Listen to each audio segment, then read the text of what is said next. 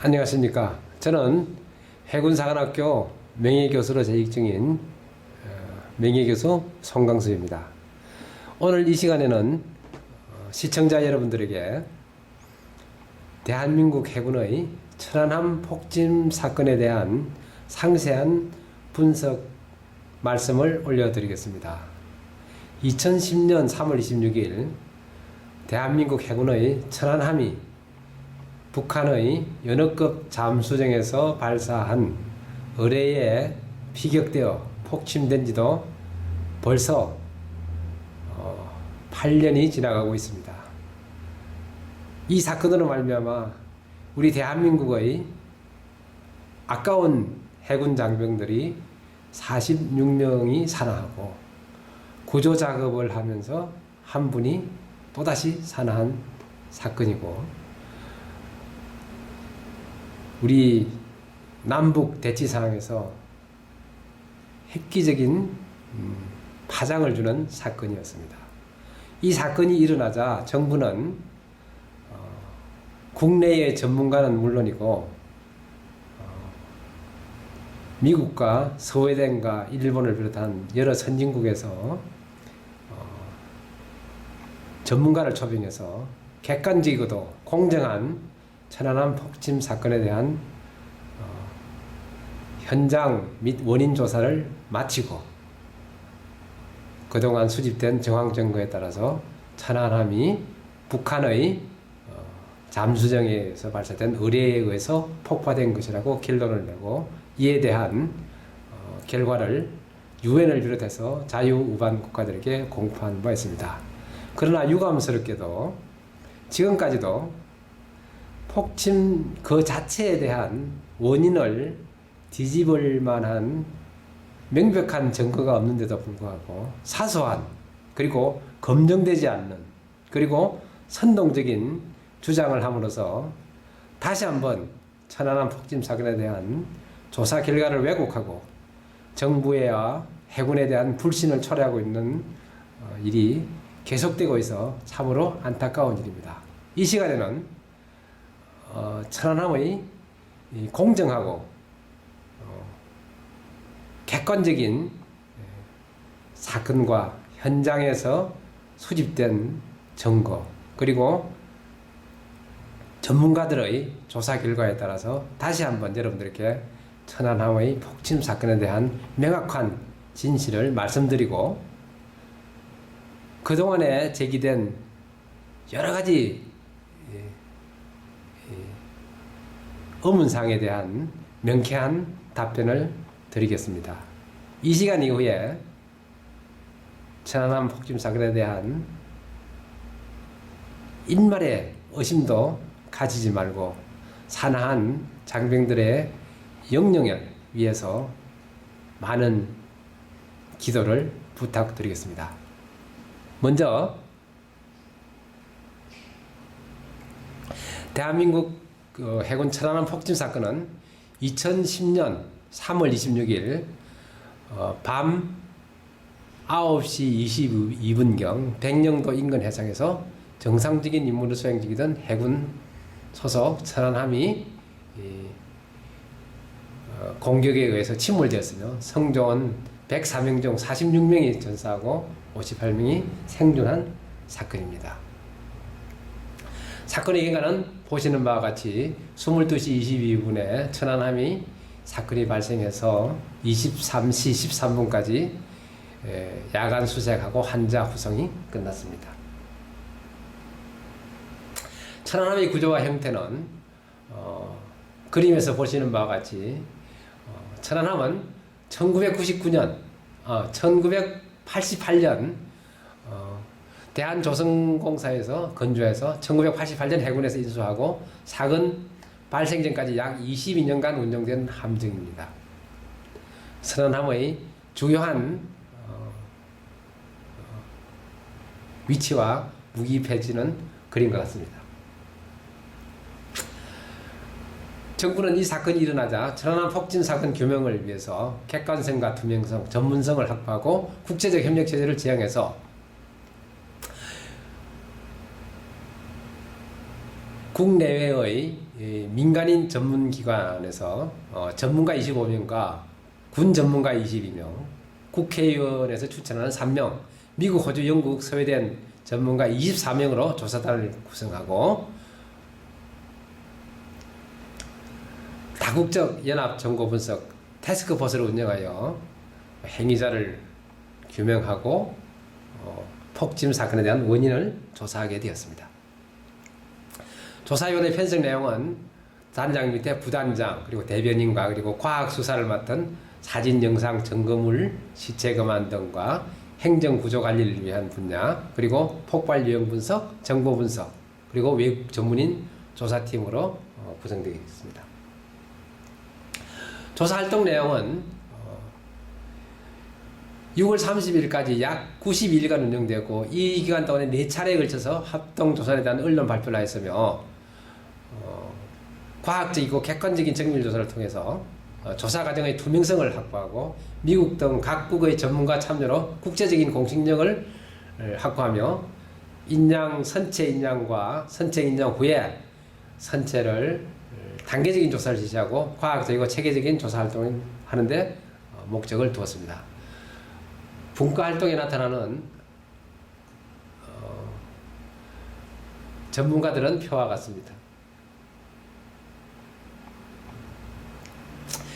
먼저 배가 침몰되었기 때문에 침몰 요인으로서는 비폭발성 원인과 외부 폭발에 의한 원인, 그리고 내부 폭발에 의한 원인으로 크게 침몰 요인을 나누고, 비폭발에는 자초 충돌 피로 파괴, 외부 폭발에는 수상에서 미사일이나 포에 의해서 함포에 의해서 객침된 경우, 수중에서 어뢰나 기뢰에 접촉되어서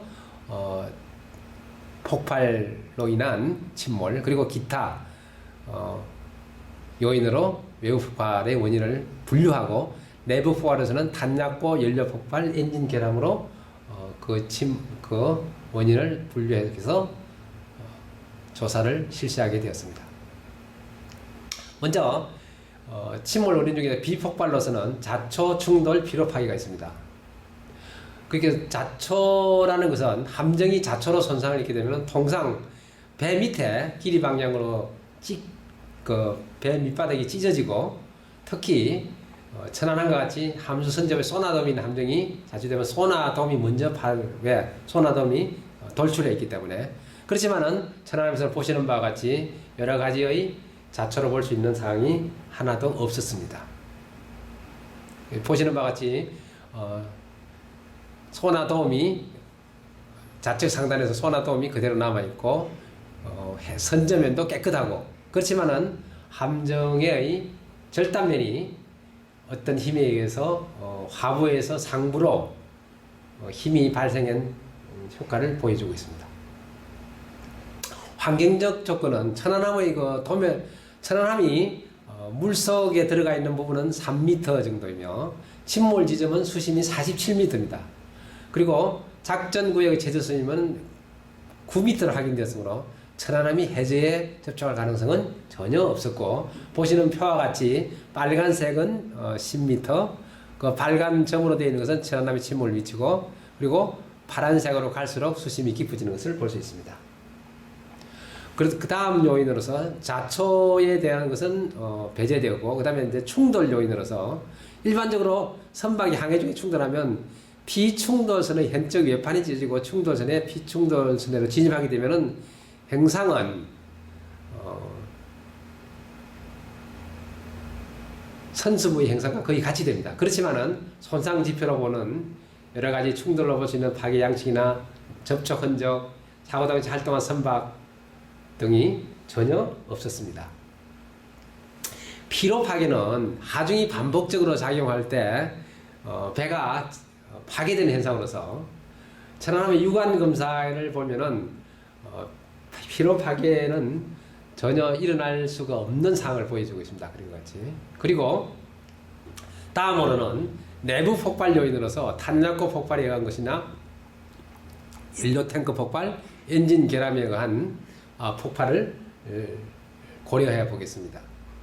그래서 내부 폭발에서 탄약고를 폭발을 줄 수 있는데 탄약고는 많은 탄약과 폭탄이 저장되어 있으므로 이 탄약고가 폭발되면 함정이 파괴될 수 있습니다. 그렇지만은 탄약고가 폭발될 때는 이와 같이 7가지의 증상들이 나타나야 합니다. 폭발 중심으로 탄약고 부서지고 화재가 있어야 되고 탄약고에는 함포가 손상되고 등등 7가지의 증거가 있어야 되지만은 이 천안함에는 그런 증거가 전혀 발견되지 않았고, 보시는 바와 같이 탄약고는 76mm 탄약고는 한미 선저 부분에, 40mm 탄약고는 함수 선저 부분에 있어서 저 부분에서 폭발이 일어나면은 보시는 바와 같이 오른쪽이나 왼쪽에 있는 함정에서 보시는 바와 같이 저 부분이 폭파되거나 찢어져야 되기 때문에 저 부분이 매끈함으로써 폭발은 배제할 수가 있습니다.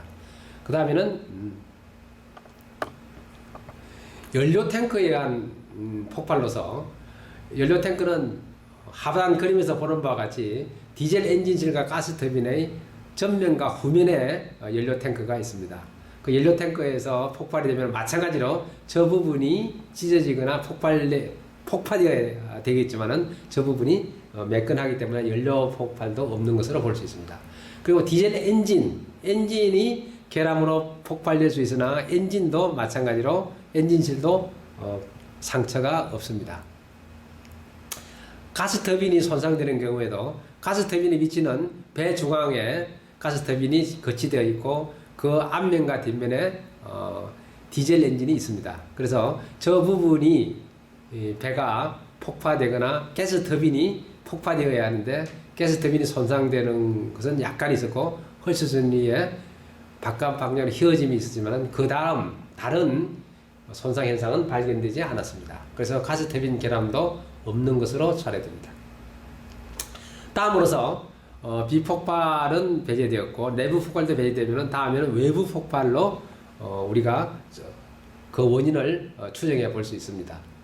외부 폭발을 하면은 천안함이 내부가 아닌 외부 폭발에 의해서 다른 힘의 작용에 의해서 배가 파괴되는 경우를 말합니다. 본 조사에서는 외부 폭발의 유형을 폭발 위치에 따라서 수상 폭발, 수중 폭발로 분류했고 폭발 시 접촉 여부에 따라 접촉 폭발과 비접촉 폭발로 구분하였습니다. 간단히 그림을 보면 헐수선, 즉 수면 위에 있는 부분에는 수상 폭발, 수면 밑에서 원인이 이런 것을 수중 폭발이라 하고, 그 다음에 직접 폭발물과 접촉해서 폭발되는 현상을 접촉 폭발, 접촉되지 않아서 폭발되는 것을 비접촉 폭발로 분류하였습니다.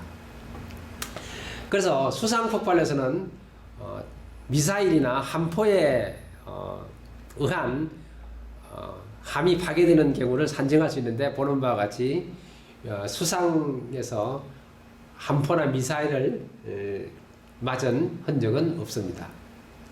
보시는 바와 같이 다 함 밑에서 파괴가 일어났지 함선상에서는 일어나지 않습니다. 그 다음에는 기뢰라고 하는 폭발물에 의해서 함이 폭발되는 경우인데, 기뢰는 그림에서 보는 바와 같이 해저에 수상에 설치하는 폭발 병기 중에 하나입니다. 그래서 기뢰는 여러 가지의 기뢰가 보시는 바와 같이 잠수함에서, 그리고 해저에서, 수상에서, 항공기에서 여러 가지 방법으로 기뢰를 설치할 수 있습니다. 그렇지만은 기뢰에 의해서 손상되면은 폭발 지점에서 선체가 내부로 휘어지는 거, 그런 경향은 있고, 수중 폭발에 의한 충격파, 폭발에 의한 충격파로 기울거나 돌림 현상이 발생되었지만 접촉이 이루어져야 되고 파편이 선체 내에 존재해야 되고 손상이 있어야 되는 여러 가지 그 파공 형성 등은 나타나지 않았습니다. 그래서 수중 폭발의 조사 및 분석 결과에서 제시한 바와 같이 천안함의 폭발 현상은 수중 폭발에 의한 충격파와 버블 효과로 인해 함정이 절단된 전형적인 현상을 보여주고 있기 때문에 부유 기뢰 및 계류 기뢰로 의한 접촉 폭발이 발생할 가능성이 없었습니다. 환경적 조건에서 사건 발생 시 천안함은 발생 위치는 백령도 서남방 2.5km이며 수심은 47m, 해저 지형은 그림에서 보는 바와 같이 수심이 붉은색은 10m에서 20m, 남색은 50m, 60m까지 굉장히 수심이 깊은 지역을 보여주고 있습니다. 그 백령도 근해에는 8, 10월에 꽃게잡이, 4에서 6월에는 꽃게잡이와 까나리 종을 위해서 어선들이 집중적으로 활동하기 때문에 비수기인 11월에서 3월에도 1일 평균 40 내지 50여 척의 어선이 조업하고 있어서 사건 당일 천안함의 항적을 살펴보면 경비구역에 진입한 후 시간당 1 내지 2회를 동일 지역을 계속 운행하기 때문에 그 지점에서 그 시간에만 폭발이 일어났다는 것은 상상할 수가 우리가 고려할 수가 없기 때문에 계류기뢰의 부설이 사전에 이루어지지 않았음을 반증하는 것이라 볼 수 있습니다. 다음으로 의뢰에 의한 공격을 들 수 있는데, 의뢰는 함정, 항공기 및 잠수함에 탑재하여 적 잠수함 및 수상함을 공격하여 운영되며 중의뢰와 경의뢰, 즉 큰 의뢰와 작은 의뢰로 구분이 되고, 의뢰의 기본적인 모습은 그림에서 보시는 바와 같습니다. 그 의뢰의 공격 형태는, 경의뢰는 비교적 얕은 수심에서 함정의 수상 함정을 공격하고, 혹은 헬리콥터나 항공기에서도 발사할 수 있습니다. 하지만 중의뢰는 잠수함에서나 함정에서 발사해서 상대방을 격침시키는 무기고, 그 탐지 방식에 따라서 직주하는 의뢰, 음향을 탐지하는 방식의 함정을 탐지해서 쫓아가는 방법 등이 있습니다. 그래서 어떻게 의뢰가 터지느냐? 배가 지나가면 스크류의 항적이 남습니다. 그 스크류의 함정 내에서 배를 추적하여 배를 파괴시키는 의뢰라고 우리는 추정이 되고 있습니다. 그래서 2차 대전 전까지는 직접 의뢰가 함정을 타격하였지만 2차 대전 후에는 병기 기술의 발전에 따라서 표적 함정의 해저 3 내지 5m 상에서 근접 신간으로 파괴시키는 기술이 발전되어 왔습니다. 그래서 천안함에서는 그림에서 보는 바와 같이 손상지표가 가장 의뢰 폭발에 부합되는 손상 현상을 보여주고 있습니다. 국지적인 선체 외판이 휩쓸려졌고, 폭발 지점의 선체가 외부에서부터 내부로 휘어졌고, 수중 폭발에 의한 충격파와 버블에 의한 손상이 있었는 것 같고, 폭발에 의한 충격파로 선체가 급격히 기울어지거나 들림 현상이 발생되고, 그 다음에 무엇보다 중요한 것은 이 천안함을 공격한 의뢰의 나머지 폭발되지 않는 부분이 남아있다는 것이 중요한 증거가 되겠습니다. 유관 검사는 보시는 바와 같이 천안함은 가스 터빈실 자연 선저 아래 수중에서 우연 방향으로 압력이 지향되면서 절단되었고, 용골과 바탕면이 3방향으로 꼬이면서 지져 올라간 것을 여러분들이 직접 볼 수 있습니다.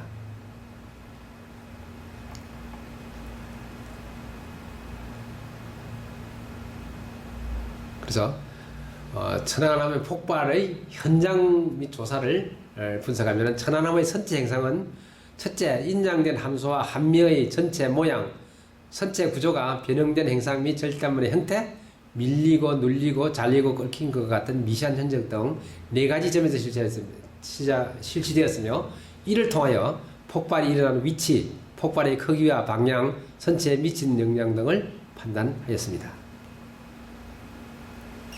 천안함의 폭발된 전체 모양은 앞에서 보여드린 바와 같이 천안함의 옆면 그림을 보면 빨간 점선으로 구성된 부분이 파괴되어 배에서 떨어져 나가면서 배가 두 부분으로 나누어지고 결과 천안함이 침몰된 현상으로 보입니다. 형상 분석은 아까 말씀드린 바와 같이 함수와 함미의 중간에서 배가 윗방향으로 휘어지면서 찢어진 형상을 보여주고 있습니다. 그래서 절단면은 그림에서 보는 바와 같고, 절단된 부분은 밑에 있는 그림에서 보여주는 바와 같습니다. 거의 배의 절단면 함수와 한미면에서 보면은 형상을 비교해 놓았습니다. 그것은 한미를 위에서 본 그림이 파란 빛깔이 되겠습니다.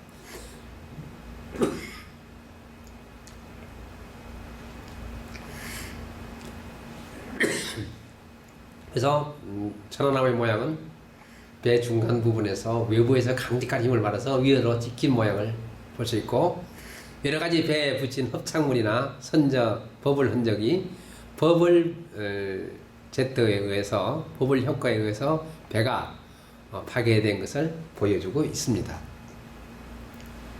점검물 분석으로서 점검물 채증은 천안함이 침몰된 위치, 천안함이 공격을 받은 위치에서 여러 가지의 점검물을 수집했습니다. 그래서 기사장, 한미, 성전 식당, 절단면, 우연 절단면 내에 붙어 있는 여러 가지 점검물들을 수집하였고, 또 배를 인양하고 나서 배 표면에 붙어 있는 부착물질, 절단면의 금속 조각, 선제 부착물 등을 채집하였습니다. 그리고 엔진이나 배 외부에 있는 모양도 철저히 수집했습니다. 그리고 배의 가스터빈도 해수에서 철저하게 수입했으며, 해역의 수거물이 431건, 바다에서 채정한 물질이 345건, 해저에서 건져온 물건이 21건으로 되겠습니다. 점검물의 감정 현장은 1단계, 2단계, 3단계, 1단계는 한미인양, 2단계는 함수인양, 3단계는 추진동 및 가스터빈을 건져서 철저하게 점검물을 조사했습니다. 그래서 협착된 여러 가지 부착물들을 화학 실험을 통해서 분석을 해서 수면 부위 부착물에서 RDX, TNT가 검출돼서 총 8개소에서 고성능 RDX의 화약 성분이 검출되었습니다. 그리고 페인트 조각 등에서 고성능 하약 혼이 발생되었고, 그리고 종합적으로 분석할 때 폭발 지점에서 가까운 함수, 자연, 연돌, 가스터빈실, 해저 지역에서 폭양 성분이 검출되었고, 섭번지, 섬유, 성연 등 흡착력이 요민한 물질에서 검출되었다니까 TNT가 많이 사용되었다는 것을 확인했습니다. 여기서 검출된 RDX나 HDX는 우리나라에서 폭발물에는 사용되지 않는 화약으로 알려지고 있습니다. 그리고 이러한 성분이 포함된 우리의 무기는 그 기간 동안에 서해상에서는 시험을 하지 않았으며 각종 함포 또한 RDX를 주로 사용한 것으로 확인되었습니다. 그래서 물리적 형상을 분석하고 폭발 유형을 분석해서 천안함은 강력한 비접촉 수중 폭발에 의해서 선체가 절단되어 침몰한 것으로 분석되었으며, 결정적 증거물인 의뢰 추진 동력 장치를 인양함으로써 의뢰의 수중 폭발에 의한 침몰로 판단되었습니다. 수중 폭발 현상은 어떻게 일어나느냐? 수중 폭발은 배의 해저 5m 내지 6m에서 우선 폭발물이 터지면 그 터지는 가스 버블에 의해서 충격파가 형성되고, 그 충격파가 팽창하면서 가스 버블이 위로 분출하면서 배를 충격을 하는 구조로 되어 있습니다. 그래서 이것은 백령도에서 설치된 지진파 연구소에서 지진 사건 당일 지진파와 공중 음파를 갖다가 이렇게 기록하고 있고, 그 버블 크기와 폭발 분야의 크기를 추정하여 폭약이 약 250kg에서 수심 9m에서 터진 것으로 분석하고 있습니다. 그래서 폭발 위치는 보시는 바와 같고, 흡착물질은 천안함의 선체에서 수집된 폭발 흡착물질과 어뢰 추진 동력에서 수거한 합착 물질이 동일한 구조를 보이고 있는 것을 보여주고 있습니다. 그래서 천안함의 선체하고 어뢰 추진 동력 장치에서 나오는 합착물이 동일하므로 천안함 선체와 어뢰 추진 동력 장치의 합착물은 동일 성분이며 대부분 비결정성 알루미늄 산화물로 구성되어 있습니다. 따라서 합착 물질은 알루미늄 첨가 수직 폭력의 폭발제인 것으로 판단되었습니다.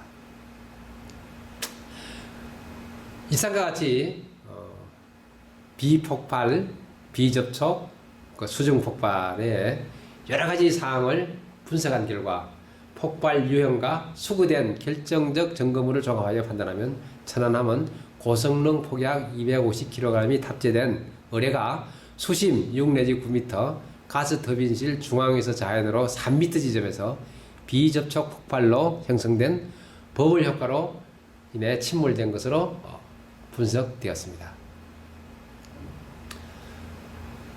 이 사항을 자세하게 도면으로 나타내면 이러한 사항이 되겠습니다. 그래서 배를 옆으로 보면은 약 90m에서 한 5m 해죠. 그리고 중앙에서 보면은 중앙 하단에서 배가 어뢰가 폭발한 것으로 추정됩니다. 그래서 어뢰 폭발이 300kg과 300kg이 되었을 때 수중에서 폭발이 어떻게 일어나는지를 보여주고 있습니다. 침몰 해역은 백령도군의 해저 지역은 장애물 유무가 없었고 국립해양조사원, 해양연구원, 자문위원 등이 공동으로 체계적으로 과학적으로 조사하고 검증하였고 백령도 근처의 기후, 조석, 조류가 천안함 항해에 영향을 미치는 것을 자세히 분석했습니다.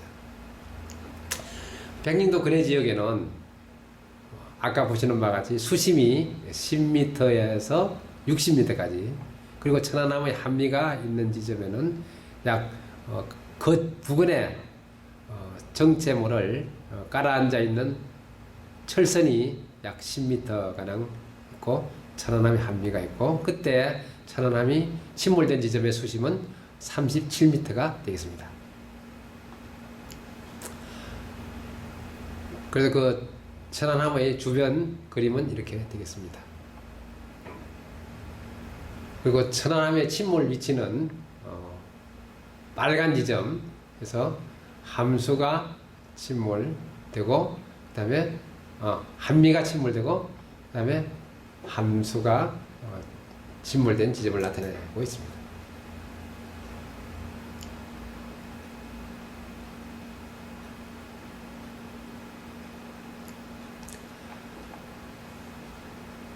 그래서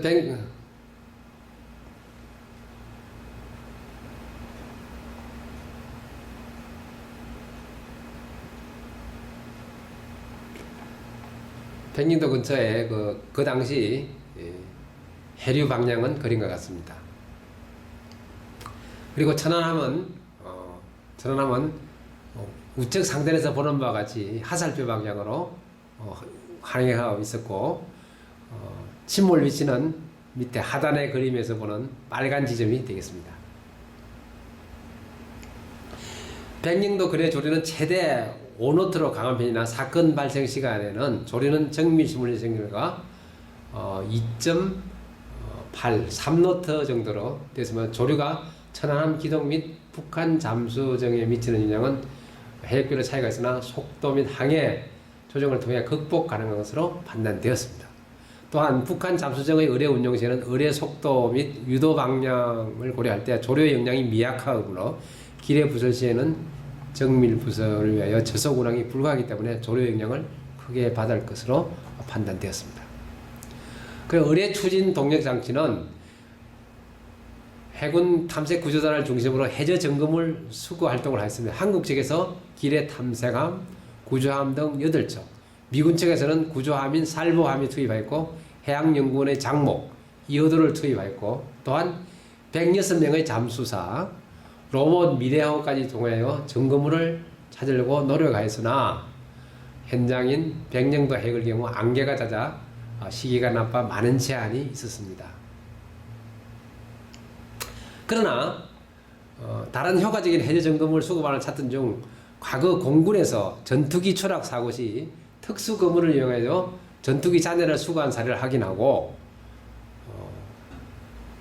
대평수산에서 특수 거물을 제작하여 3주간의 작업 끝에 90% 이상의 전투기 잔해를 수거한 사실을 알게 되어 타당성을 인정하고 합동조사단은 특수 거물을 활용한 해저 점검물 수거 방안을 본격적으로 검토하였고 4월 19일 해군본부에서 합동조사단의 요구대로 4월 22일 특수거물 제작을 시작하여 예정보다 1일 빠른 26일에 완료하여 그림과 같은 거물을 가지고 47m 해저를 사타치 탐색하게 되었습니다. 그 탐색한 결과는 4월 30일부터 5월 20일까지 약 한 달 동안 계속되었고 그때 5월 15일 날 의뢰 추진 동시 장치를 인양하고 5월 17일 날 가스 터빈실을 인양했습니다. 그래서 의뢰 추진체가 발견된 위치는 그림과 같습니다. 그래서 특수 거물망을 만들어서 그리고 밑에서 끌고 다니는 것을 배 위로 끌어올려서 그래서 점거물을 식별하고 현장 감식을 하고 있는 사진입니다. 점거물을 감식하고 점거물을 포장하고 포장한 것을 육상으로 옮겨서 헬기로 이송해서 정밀 감식을 하고 있는 광경입니다. 분석 결과 수거한 의뢰 추진 동시 장치는 조종 장치였으며 조종 장치는 프로펠러 추진 후부 샤프트로 구성되어 있고 이 중 추진 후부에는 4개의 날개가 있고 각 날개 앞부분은 고정타, 뒤에는 방향타가 있었다. 이 점거물이 어떤 의뢰의 추진 동력 장치인가를 확인하기 위해서 각국의 의뢰 재원 및 특성에 대하여 조사한 결과 북한에서 해외에 수출하기 위해 제작한 CHD-02D 의뢰와 유사하다는 사실을 확인하여 이에 대해서 설계 도면을 확보하고 비교 분석을 했습니다. 정보 분석 결과로부터 CHT-02D 의뢰의 이미지를 제공받아서 10배 이상 확대하여 이미지에 게재된 의뢰 각 부분별 길이를 확인해서 점거물과 일치 여부를 확인하였습니다. 그래서 인장된 주제 확인체를 설계도에 나타난 설계도와 맞추는 그림이 보시는 바와 같이 같습니다. 그래서 구체적인 사항은 날개 핀 부분에는 왼쪽 부분에서 나오는 부분이고 가운데 부분은 방향타 그리고 뒷부분은 왼쪽 방향타가 되겠습니다.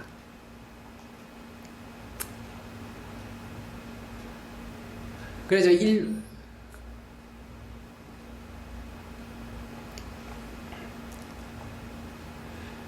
이와 또한 프로펠러 부분의 백색 흡착 물질을 분석한 결과 알루미늄 산화물, 탄소, 알루미늄 분말 등이 검출되었고 이는 천안함에서 선체 및 연돌 부분의 흡착물과 동일한 것으로 확인되었고 의뢰의 추진체에 발견된 1번이라는 글자 포기는 2003년 포항거리에서 습득하여 보관 중인 북한 경을의 헤드캡 안쪽에도 사고라고 표시되어 있다는 점에서 표기 방법이 동일하다는 사실을 확인하여 우선적으로 필적 감정을 고려해 보았으나 글자가 달라 제한됐으며 1번 표기의 잉크 분석과 표면 분석을 실시한 결과 글씨 위에 염분이 침착되고 있고 내부 철제의 부식이 진행되어 잉크 위로 솟아오른 것이 한철되어 1번 표기가 철제 부식 이전에 기재된 사실을 확인하였습니다. 또한 1번 글씨가 의뢰의 폭발로 150도 이상의 고열이 발생했음에도 잉크가 정발하거나 변색되지 않고 파란색 형태로 남아있는 이유를 확인하기 위해 분광 분석기를 이용해서 표가 있는 추진 후부 부분을 정밀 분석한 결과 철 위에는 스테인리스 색상과 유사한 금속 부식 방지용 페인트가 표기되어 있는 것을 확인하였다. 또 이와 관련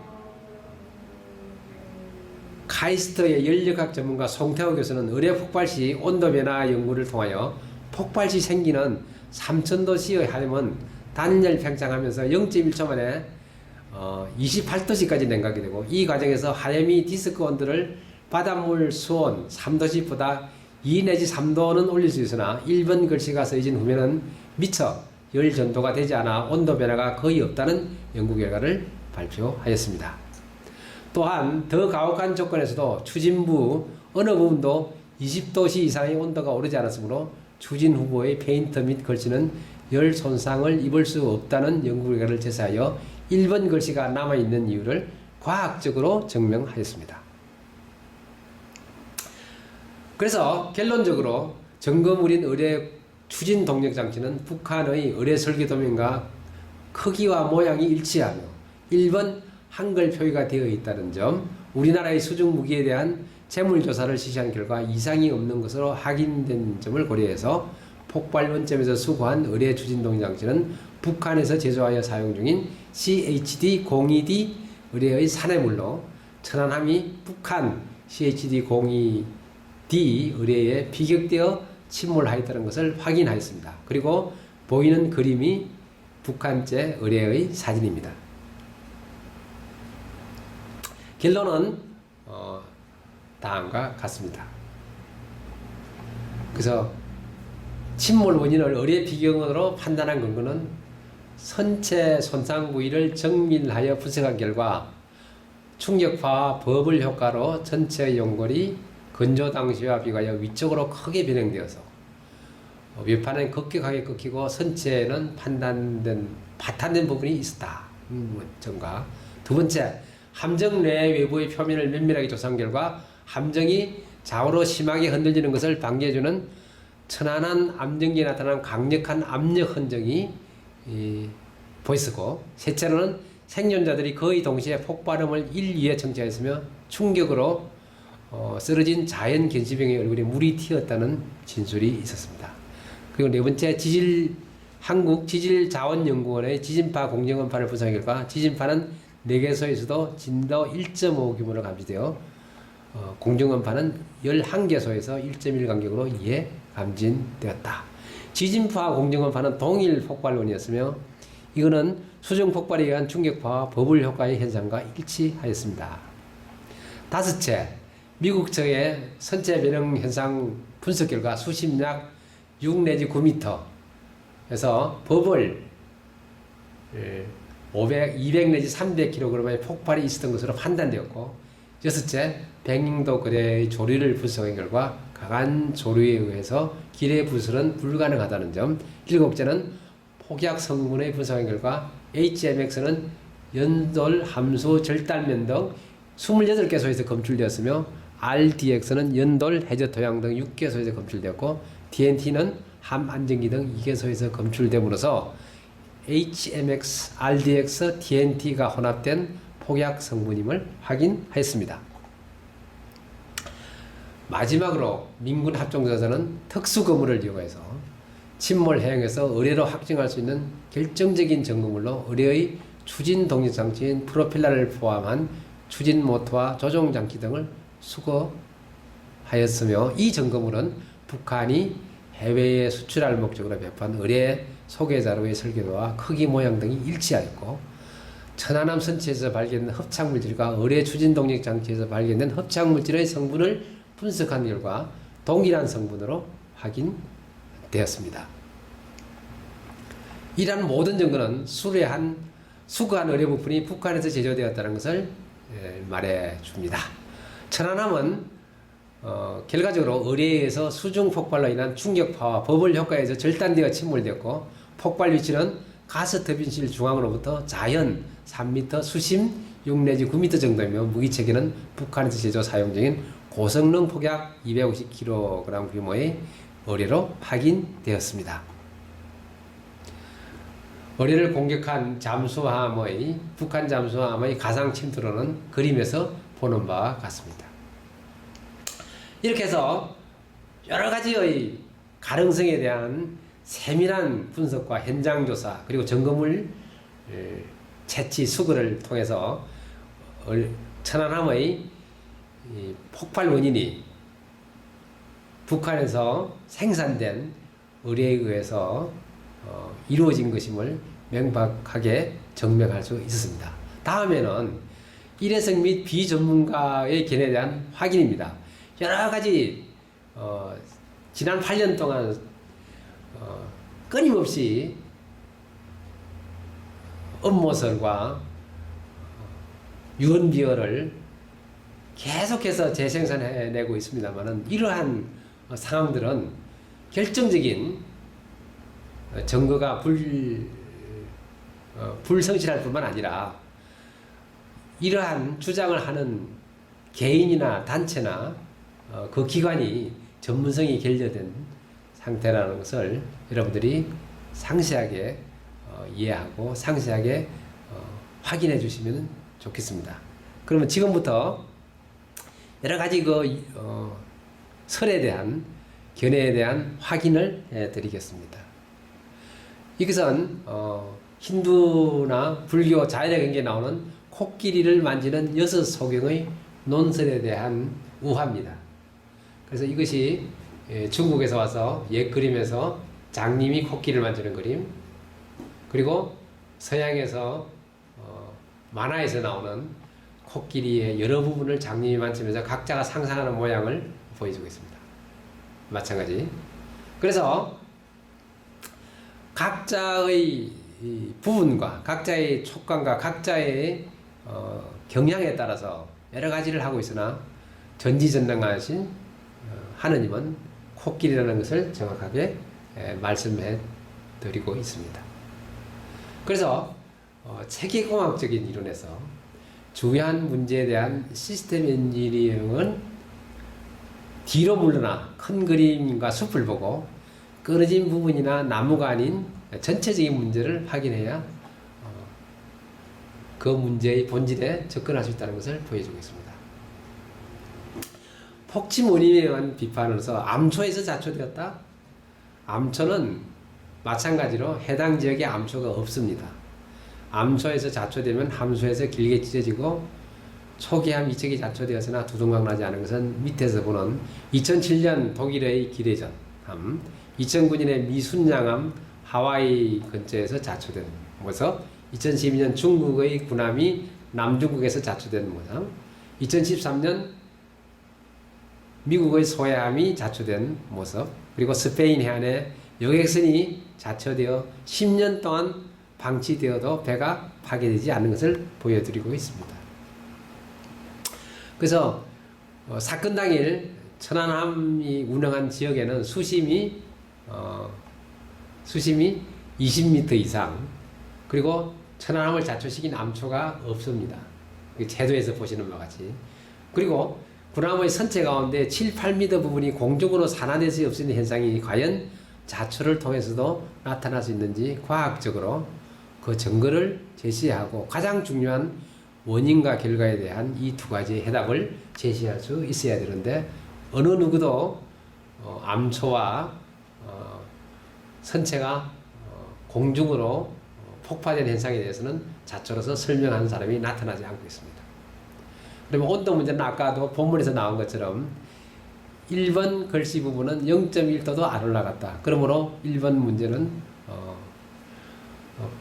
가이스대의 송태호 교수입니다. 그리고 송태호 교수를 지지하는 한국기계학회와 가이스대 교수들이 송태호 교수의 논문에 대한 지지 사인을 보여주고 있습니다.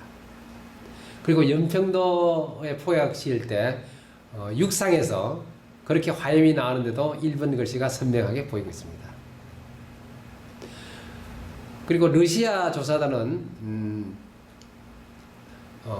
처음 4개국에서 73명의 전문가들이 구성되었으나 러시아 조사단은 약 10명 정도가 와서 우리 정부의 조사단에는 조사도 참여하지 않았습니다. 자기들이 독자적으로 했으나 결과에 대해서 부정도 하지 않고 자신의 조사 내용을 공개하지도 않았습니다. 그렇지만은 귀국하기 전에 러시아 조사단은 폭침된 천안 함장 최은일 중령에게 경의를 표하며 소련의 해군 메달을 전달했습니다. 보시는 바와 같이 조국 명예 성실이라는 소련 메달을 전달하고 러시아 천안함 조사단은 자기 나라로 돌아갔습니다. 이것은 무엇을 의미하는 것일까요? 또 일부 신문지상에 천안함의 의뢰의 스크류 속에 조개가 서식하고 있다. 그러므로 조개가 서식하는 것은 오래된 것이다. 그러므로 천안함의 증거가 아니다 했으나 그러나 조사한 결과 부서진 조개 껍데기로 확인되었고 의뢰가 폭발한 후 해면에 있던 조개 껍데기 조각이 조류등의 영향으로 스크류 구멍 속에 들어간 것으로 판단되어 이것을 보도한 해당 매체는 공개 사과를 했습니다. 그 러시아 보고서는 우리나라에 왔으나 자기들이 독자적인 조사를 했고 그리고 자기들의 조사 결과를 결코 발표한 적이 없습니다. 그렇지만은 일부 신문에서는 러시아 조사단의 보고서를 입수했다는 허위 보도를 해서 파문을 일으켰습니다만은 그 뒤에 러시아 당국은 조사 보고서를 발표한 적이 없다고 발표했습니다. 그리고 또 일부 매체에서는 의뢰 추진태에 동해에서 서식하는 붉은 멍게가 있다는 보도를 하였습니다만은 결과적으로 붉은 멍게가 아니라 작업시 들어간 목장갑에 있는 파편으로 확인되어 오마이뉴스가 사과 광고를 낸 내용입니다. 그리고 여러 가지 레이더 사건, 천안함 프로젝터, 1번 매직, 1번이라는 표현에 대해서 나왔습니다만은 근거가 없습니다. 매직 사용도 마찬가지 멀쩡한 형광등, 그 형광등은 단골로 드러나는 모습입니다. 그래서 터질 형광등은 터집니다. 그래서 군함에는 약 1200개의 형광등이 있는데 그 중에서 한 개가 파괴되지 않았습니다. 그것은 마치 북한의 연평도 포격 시 그림에서 보는 바와 같이 포탄이 콘크리트 벽을 뚫고 들어와도 그 옆에 있는 형광등은 멀쩡한 것을 보여주고 있고 오른쪽 하단의 그림은 중국에서 아파트가 넘어갔는데 거기도 유리창이 멀쩡하게 남아있는 곳이 많습니다. 고막은 왜 멀쩡한가? 이것은 직접 폭발과 간접 폭발에 의한 차이라고 보시면 될 것이며 합창물 논란은 앞에서 말씀드린 바와 같습니다. 그리고 천안함은 의뢰 폭발이 아니라 버블제트로부터 타격을 받아서 충격을 받은 것이지 폭발을 받은 것은 아니라는 말입니다. 그리고 기름태골을 폭발한 것은 직접 폭발이고 버블제트 충격은 간접 폭발이라는 것을 양지하시기 바랍니다. 천안함의 그 비디오에 물이 잔잔한 것은 천안함은 자체의 안정기가 있어서 파도를 칠 때 함내에서는 파도의 영향을 최대한으로 줄일 수가 있습니다. 추적 60분에서 천안함 의혹은 전혀 새로운 것이 없고 조선인민군 해군의 잠수함 전쟁은 굉장히 막강합니다. 그 다음에 나오는 유언비어로서는 미 잠수함이 훈련 중 천안함과 침몰하였다, 충돌하여 천안함이 폭파되었다고 하는데 그 사람들의 주장은 미 잠수함의 하와이가 2010년 8월 달에 하와이함이라고 그랬는데 하와이함은 2010년 8월 달, 천안함은 2010년 3월 달에 사건이 일어났지만 하와이함은 8월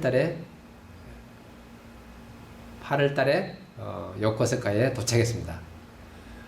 그래서 이런 그 하와이가 맞지 않자 또 다른 콜롬비아 함이라고 또 주장했는데, 콜롬비아 함은 2010년 3월 23일 날 진해 입항해서 제무선함과 우리 해군의 제무선함과 군산 이남에서 연합훈련을 하고 장교 일명식이 상호 편성해서 훈련을 했습니다. 그 다음에는 이스라엘 잠수함이 이스라엘에서 우리나라까지 와서 천안함과 충돌했던 이야기인데, 이것은 이스라엘이 2010년 3월에는 이스라엘 잠수함의 운용 실적이 전혀 없다는 것으로 확인되었습니다. 그리고 잠수함의 안전수심은 보통 배의 수면 하의 길이가 10m 정도 되고, 잠수함의 폭이 약 한 10m 정도 되고, 해저 공간의 여유 공간이 10m 정도 됩니다. 그래서 잠수함이 해저에서 활동하기 위해서는 최소 30m 플러스 20m의 여유 공간, 즉 수심이 50m 이상 되어야 잠수함이 활동할 수 있는 해역입니다. 그래서 수심 50m가 확보되지 않으면 잠수함은 안전규칙상 그 해역에 진입할 수가 없습니다. 그래서 북한 연어급 잠수정한 의뢰공간, 연어급은 그림에서 보는 바와 같은 소형 잠수 쪽에 실을 수가 있고, 오른쪽 하단의 그림은 구글 어스에서 확인된 북한 진남포 근처 군항에 계류되어 있는 연어급 잠수함의 구글 어스 모형입니다.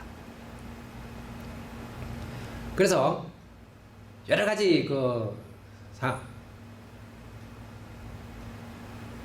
설이 많지만, 가장 대표적으로 지난 폭침 5주년을 맞아서 가장 유언비어를 드리는 민주당의 문재인 대표가 해병부대를 찾은 자리에서 천안함 폭침 때 북한 잠수정이 감쪽까지 들어와서 천안함을 타격한 후 북한으로 복귀했다며 북한의 소행이라는 점을 구체적으로 명시했습니다. 그러니 여러분들이 많은 참고를 바랍니다. 그래서 이 문제에 대한 해결책은 시스템 엔지니어링 방법으로 연구하는 것입니다. 즉, 배가 폭발하여 침몰하면은 폭발한 원인, 그리고 침몰한 원인이 제일 큰 문제입니다. 이 큰 문제에 대한 구체적인 증거를 먼저 찾는 것이 문제에 대한 해결책이 되고, 큰 그림을 보고 배가 폭발되어 침몰한 큰 그림을 보고 끊어진 부분이 아닌 전체적인 문제를 확인하는 것입니다. 시청해 주셔서 대단히 감사합니다. 내용에 대한 질문이 있으시면 아래 보이는 이메일로 연락을 드리면 자세히 설명드리겠습니다. 감사합니다.